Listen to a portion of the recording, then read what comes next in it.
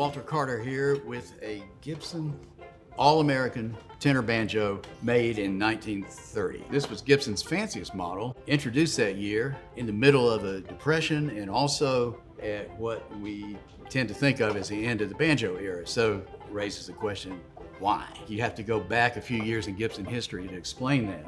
Although Gibson dominated, and you could even say invented, the mandolin market in the early 20th century, but as music began to change and preferences for instruments began to change, Gibson suddenly fell behind.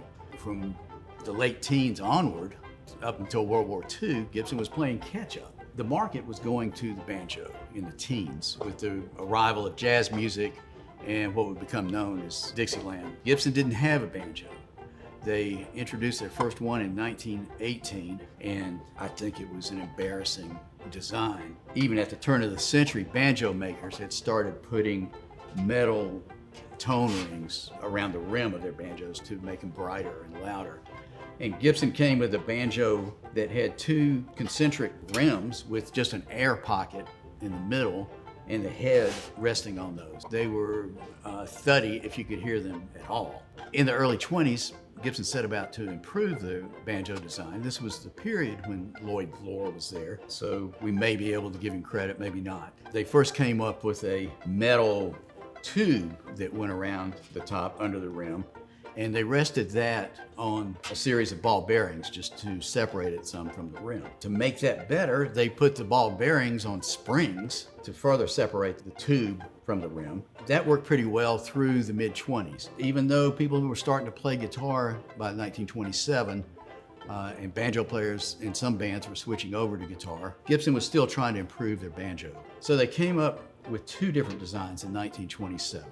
One had a tone ring with an opening, a cross-section shaped like a U, not a symmetrical U. One arm of it was a little higher. That caused the rim to slope down, and that became what we call today the archtop style. At the same time, they came up with a tone ring that was almost the reverse. Instead of the opening going towards the top, it went down. It was more of a V shape, but where the head came across it, there was no arch. It was just one point of contact, and that became known as the flathead. Gibson thought the archtop was the better of the two. All the higher models, they all had the archtop ring, and only the lower models had the flat top. Which one is best? Let's jump ahead a little bit. Earl Scruggs played a flathead, so that's what everybody thinks is best now. But at the time, the archtop was thought to be the better ring. Despite the onset of the Depression, Gibson, trying to blow everybody else out of the water, in 1930 came up with the All-American. It is All-American. You know, eagle, shield on the back, eagle on the headstock. The owner of this banjo played it, which is unusual. Usually there's more left on the fingerboard. It's a fancy pearloid fingerboard, and it was engraved and hand-tinted with scenes of Americana. Somewhere in here was a Statue of Liberty, covered wagon with a Capitol building, a log cabin representing Abraham Lincoln. So this thing came out in 1930. Probably 25 All-Americans were made total in the 1930s. They haven't all surfaced, but there was one 5-string.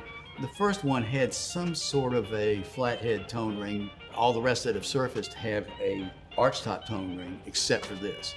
It's very rare, it's not totally one of a kind, but this would be, to banjo players, the ultimate in a tone ring.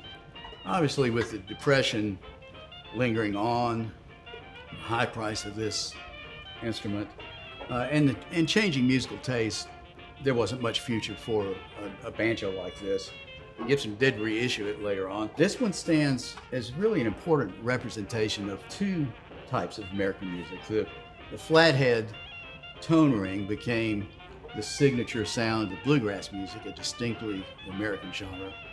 And the tenor banjo in general is representative of another distinctly American genre, jazz, or what we call Dixieland jazz today. So I think this banjo truly lives up to its name, the All-American.